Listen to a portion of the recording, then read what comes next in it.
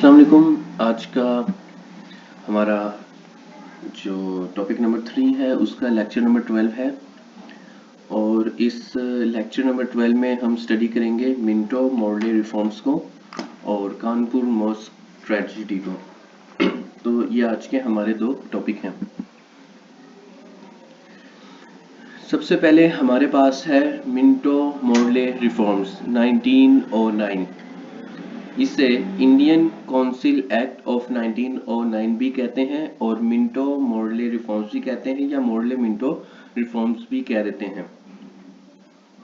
तो इसका बैकग्राउंड कुछ ऐसा है कि बरतानिया के अंदर, ब्रिटेन के अंदर जो हमारे पास जो पार्टी है वो जीत जाती है और उसके नतीजे में वो ये फैसला करते हैं कि अब इंडिया की पार्लियामेंट को, लेजिस्लेटिव काउंसिल को ज़्यादा से ज़्यादा इख्तियारात दिए जाएंगे और उनको और भी मामलों में ज़्यादा इख्तियारात दिए जाएंगे ताकि वहाँ की जो कौम है, इंडियन कौम, वो ये समझे कि यानी कि उनकी बेटरमेंट के लिए, उनकी फलाह बहबूद के काम के लिए हम कोशां हैं और हम चाहते हैं कि इंडिया तरक्की करे। तो उसके बाद फिर जो मुस्लिम लीडर्स होते हैं वो ये सोचते हैं कि अब यानी हमारे पास मौका है कि हम वासराय के पास जाएं। उस वक्त मिंटो वहाँ के वासराय होते हैं और वो पार्टीशन ऑफ बंगाल में जो हिंदुओं का रिस्पॉन्स होता है उसको देख चुके होते हैं और हिंदी उर्दू कंट्रोवर्सी के अंदर भी उसका जो रिजल्ट्स होते हैं उसको देख चुके होते हैं। तो नवाब मोहसिन मुल्क, सर आगा खान और सैयद अमीर अली और ये सारे जो मोहम्मदन एजुकेशनल कॉन्फ्रेंस के मेंबर्स होते हैं ये इकट्ठे होते हैं, ये एक टीम बनाते हैं। 35 मेंबर्स पर मुश्तमिल वो टीम होती है, वो वासराय के पास जाती है।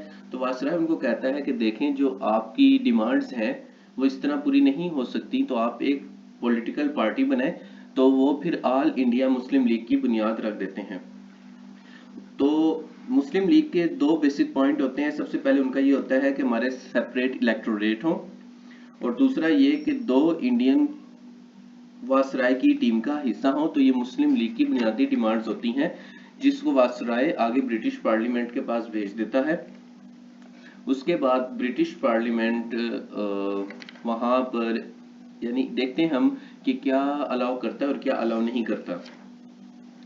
तो जो मिंटो होते हैं वो वासराय ऑफ इंडिया होते हैं और जो मॉर्ले होते हैं वो secretary state of Indian affairs होते हैं ब्रिटेन के अंदर, और ब्रिटेन के अंदर रहते हुए काम को देख रहे होते हैं। तो अगर हम अपने पॉइंट 2 की तरफ आए कि central of government of India यानी कि control of government of India किसके पास था, तो इंडिया के अंदर कंट्रोल ऑफ गवर्नमेंट वासराय के पास था। और अगर overall control of government of India देखा जाए तो वो सेक्रेटरी ऑफ स्टेट के पास था, जो कि कैबिनेट मिनिस्टर था ब्रिटेन में, और उसके मातहत था वासराय ऑफ इंडिया। तो अगर सेक्रेटरी ऑफ स्टेट की बात की जाए तो वो लॉर्ड मॉर्ले थे, और अगर वासराय ऑफ इंडिया की बात की जाए तो वो लॉर्ड मिंटो थे। और अगर हम इनको कंबाइन कह दें तो जो रिफॉर्म्स हुई थी, इंडियन काउंसिल एक्ट ऑफ 1909 था, तो इसको मिंटो मॉर्ले रिफॉर्म्स कह दिया जाएगा। तो अगर हम उसके बाद आगे नेक्स्ट स्टेप पर आए तो देखने में आता है कि अगर हम एडमिनिस्ट्रेशन की बात करें, तो अगर हम एडमिनिस्ट्रेशन की बात करें तो 1892 के एक्ट के मुताबिक जो वासराय था उसकी एक एग्जीक्यूटिव काउंसिल होती है और उस एग्जीक्यूटिव काउंसिल के 6 मेंबर होते हैं, जिसमें होम मिनिस्ट्री है, मिलिट्री है, लॉ है, रेवेन्यू है, फाइनेंस है, पब्लिक वर्क है। तो आप इन 6 को नोट भी कर सकते हैं। ये 1892 के एक्ट की बात कर रहा हूँ कि 1892 के एक्ट के मुताबिक ऐसा होता है। और 1861 के अंदर वासराय को ऑर्डिनेंस भी जारी करने के इख्तियारात मिल जाते हैं, जो कि सिर्फ 6 माह की मुद्दत के लिए रहते हैं, और अगर उनको कानून का हिस्सा ना बनाया जाए तो खारिज हो जाते हैं। और 1892 में कोई तब्दीली नहीं आई। अब बात करते हैं 1909 की, यानी मिंटो मॉर्ले रिफॉर्म्स की।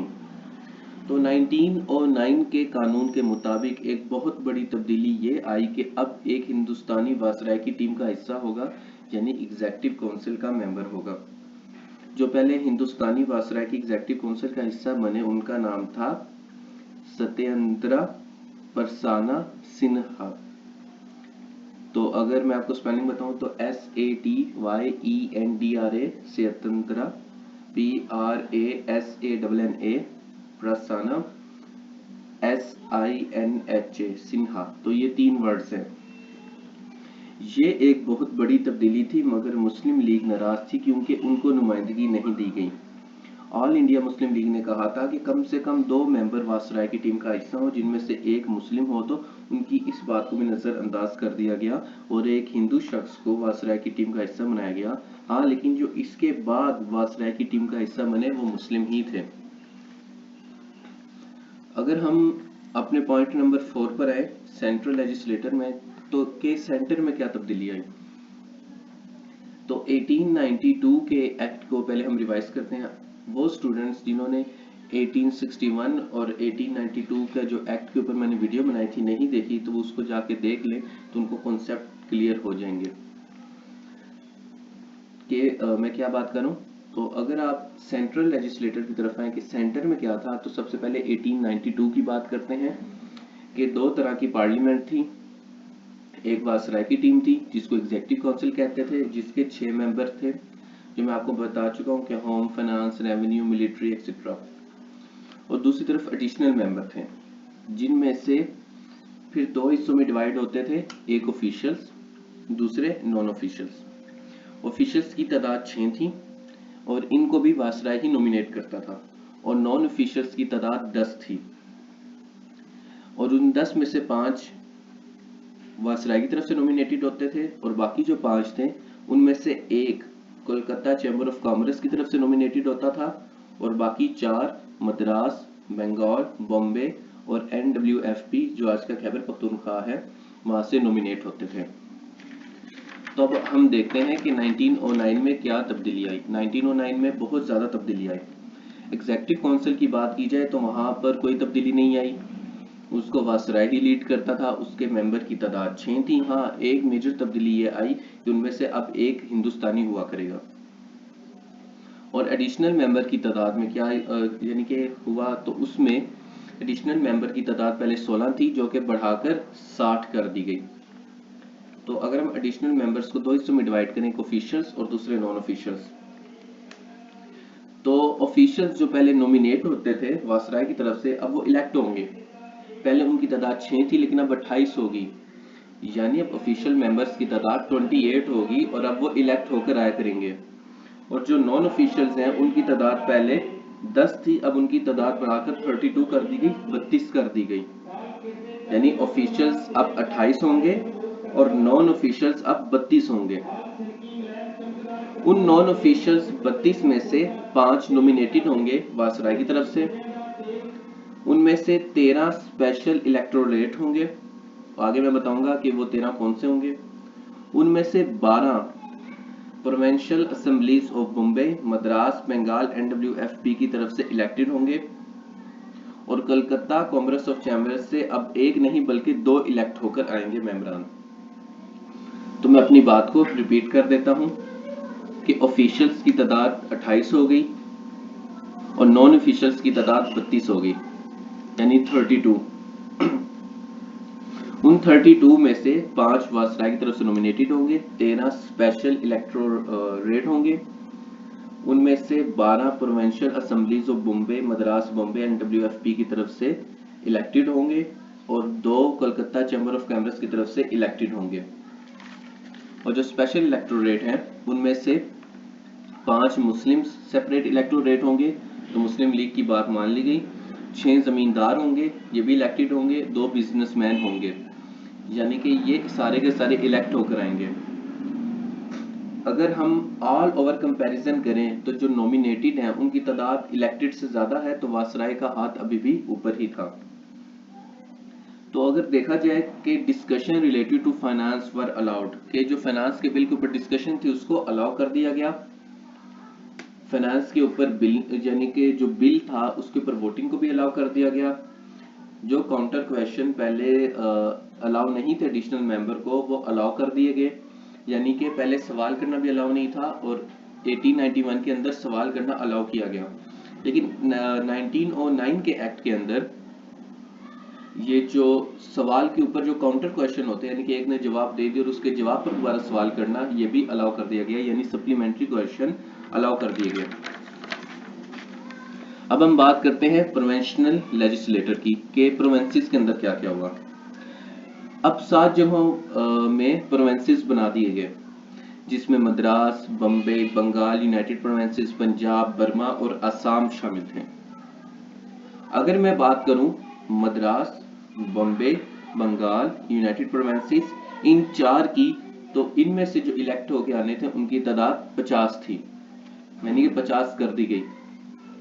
और पंजाब, बर्मा और असम में से 30 लोग आएंगे, और नॉन ऑफिशियल्स मेजोरिटी में हो सकते हैं। और जो एडिशनल मेंबर्स आते थे वो इलेक्टेड होते थे कहाँ से, यूनिवर्सिटी से, जिले डिस्ट्रिक्ट बोर्ड से, म्यूनिसिपैलिटीज से, जमींदार होते थे और चैम्बर ऑफ कॉमर्स का हिस्सा होते थे। तो इस तरह आप देख सकते हैं कि अब सूबों की तादाद 7 कर दी गई, और वो सूबे थे Madras, Bombay, Bengal, United Provinces, Punjab, Burma, Assam. और मद्रास, बम्बे, बंगाल, यूनाइटेड प्रोवेंसेस में से जो प्रोवेंशनल लेजिस्लेटर के लिए लोग आएंगे उनकी तादाद 50 कर दी गई, और पंजाब, बर्मा और असम से जो लोग आएंगे उनकी तादाद 30 कर दी गई। अगर हम असेसमेंट करें कि अगर हम इसका कंक्लूजन निकालें तो ये है कि this act introduced criminal representation in Indian politics. ये कहा जाता है कि जो सेपरेट इलेक्टोरेट्स की बात हुई थी, तो उसकी वजह से कम्युनिटी के अंदर इंडिया को डिवाइड करने की कोशिश की गई, और मुस्लिम लीग की बात मान ली गई, एक बात मान ली गई, दूसरी नहीं मानी गई। और ये देखा जाए कि अब लोग इलेक्ट होकर आएंगे, पहले नॉमिनेट होकर आ रहे थे, अब पहले नॉमिनेट होकर आते थे, अब वो इलेक्ट होकर आएंगे। लेकिन एक बात जो कि खास तौर पर देखनी चाहिए वो ये है कि strict qualification end of property and education were imposed on franchise, यानी कि वो बंदा जो कि वोट कर रहा है वो आम पब्लिक नहीं होगी, वो लोग होंगे जो कि एजुकेटेड हैं, यानी कि पढ़े लिखे लोग वोट डाल सकेंगे। तो salient features of Minto Morley reforms, ये आप इसको पढ़ सकते हैं, मैंने तकरीबन आपको हर एक बात बता दी है। यहाँ पर ये बात देख सकते हैं, the Indian were not satisfied with this reform although strict qualification of property and education were imposed on franchise, consequently the number of voters was restricted। यानी कि जो कि पढ़े लिखे लोग हैं, यानी कि जो फाइनेंशियली तौर पर स्टेबल हैं और पढ़े लिखे लोग हैं, सिर्फ वो ही वोट डाल सकते हैं। तो government wanted to give special representation to the loyalist classes. तो यहाँ पर देखा जाए तो अभी भी जो वासराय था उसका पलड़ा भारी था, क्योंकि जो इलीट क्लास थी वो ज़्यादा से ज़्यादा गवर्नमेंट के साथ रहने की कोशिश करते हैं ताकि उनकी जो चीज़ें हैं वो हर्ट ना हो, यानी कि उनका बिजनेस हर्ट ना हो, उनकी प्रॉपर्टी हर्ट ना हो, और यानी कि उनको नुकसान ना पहुंचे। तो अगर आप आज भी देखें कि पाकिस्तान के जो इलीट बिजनेसमैन हैं वो हमेशा गवर्नमेंट के साथ अच्छे ताल्लुकात रखने की कोशिश करते हैं ताकि उनका जो बिजनेस है वो ठप ना हो। तो उस वक्त के भी जो इलीट थे वो गवर्नमेंट के क्लोज रहने की कोशिश करते थे। तो जो गवर्नमेंट के क्लोज लोग हैं अगर वही इलेक्ट होकर आएंगे तो इसका मतलब ये है कि आम आवाम की जो उमंगें हैं उनकी तर्जमानी नहीं हो रही, उनको सही तरीके से रिप्रेजेंट नहीं किया जा रहा। तो आप यहाँ पर देख सकते हैं, ये हमारे पास लॉर्ड मॉर्ले हैं जो कि secretary state for Indian affairs थे, और ये हमारे पास लॉर्ड मिंटो हैं जो कि उस वक्त वायसराय ऑफ इंडिया थे। आगे हमारे पास है कानपुर मॉस्क ट्रेजेडी। तो मोहतरम दोस्तों, स्टूडेंट्स, 1913 में 1913 में मछली बाजार जो कि मिस्टन रोड पर होता था, वहां पर हिंदू मुस्लिम फसादात के बाइस मछली बाजार की मस्जिद को शहीद कर दिया गया, और बाजार की वजह से वो मस्जिद का एक हिस्सा गिराना भी चाहते थे। तो 1913 अप्रैल में 1913 अप्रैल में मुस्लिम कौम बैरिस्टर शाहिद हुसैन के जरिए लेफ्टिनेंट गवर्नर यूपी यानी कि यूपी के लेफ्टिनेंट गवर्नर को दरखास्त पेश करते हैं और एक पिटीशन पेश करते हैं। उस वक्त यूपी के गवर्नर सर जेम्स मैस्टन थे। तो 6 मई 1913 में सर जेम्स मैस्टन यानी जेम्स और आगे मैस्टन की स्पेलिंग है MESTON मैस्टन। तो 6 मई 1913 में सर जेम्स मैस्टन इस नतीजे पर पहुंचते हैं कि जो जगह मस्जिद की हटाई गई वो दरअसल मस्जिद का हिस्सा नहीं थी, और वो ये फैसला करते हैं कि उस जगह को साफ किया जाएगा, यानी कि मस्जिद के उस हिस्से को दोबारा नहीं बनाया जाएगा, जितनी गिर चुकी है उतनी गिरा दी गई।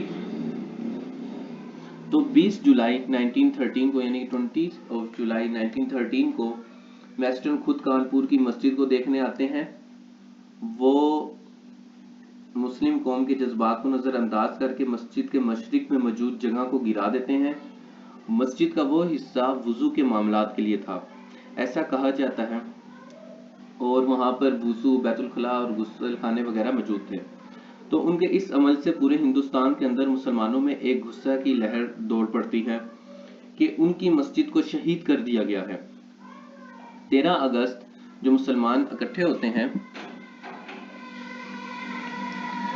तो अगर देखा जाए 13 अगस्त को मुसलमान इकट्ठे होते हैं और काले झंडे हाथ में थामे मार्च करते हैं और एहतजाज करते हैं। तो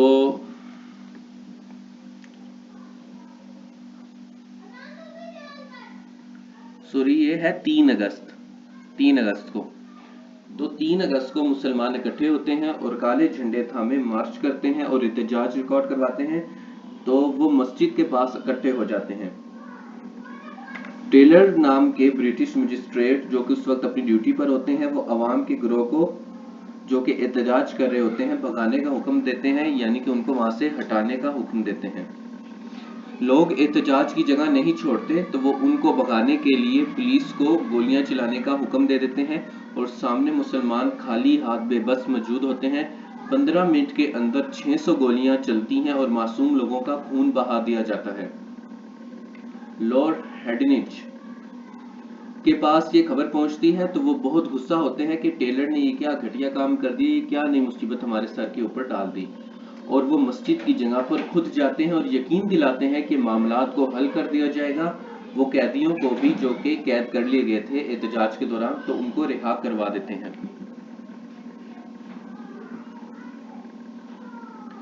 तो मासूम लोग जान से गए। यूपी की गवर्नमेंट पर सवाल उठने लगे कि ये क्या हो रहा है, कि यूपी की जो गवर्नमेंट है क्या वो एक एहतजाज को भी रिकॉर्ड नहीं करवाने देना चाहती, कि एक ऐसे लोग जो कि निहत्थे हैं, खाली हाथ हैं, सिर्फ उनके हाथ में डंडे हैं जिनके ऊपर काले झंडे हैं, वो भी चंद एक के हाथ में, जो कि अपना एहतजाज रिकॉर्ड करवा रहे हैं। और वहां पर ये बात कही जाती है कि जो मुसलमान लीडर थे उन्होंने बहुत ही ज्यादा जज्बाती तकरीरें की। तो वो जज्बाती तकरीरें करेंगे, अगर आप किसी की भी इबादतगाह को नुकसान पहुंचाएंगे तो जज्बात तो सामने आएंगे ही। तो इस तरह से ब्रिटिश ने मुसलमानों को मनाने की भी कोशिश की कि वो ये उन्होंने आर्गुमेंट पेश किया कि आपके मजहब इस्लाम के मुताबिक भी कि जो वुजू वाला हिस्सा होता है, यानी कि वो जगह जहाँ पर वुजू किया जाता है या बैतुल खुला मौजूद होते हैं या गुस्ल खाने मौजूद होते हैं, तो वो तो मस्जिद का हिस्सा ही नहीं होते। मस्जिद तो वो होती है जहाँ पर नमाज पढ़ी जाती है। इसके अलावा जो वुजू वाला एरिया होता है जहाँ पे लोग वुजू करते हैं, तो वो तो मस्जिद का हिस्सा नहीं होता, वो तो बस उसके एरिया में आता है, अहाते में आता है। तो अगर वो गिर गया है और बाजार को और आसपास के एरिया को जगह की जरूरत थी, तो आप सब्र से काम लें, हम आपके साथ कंपनसेट करेंगे।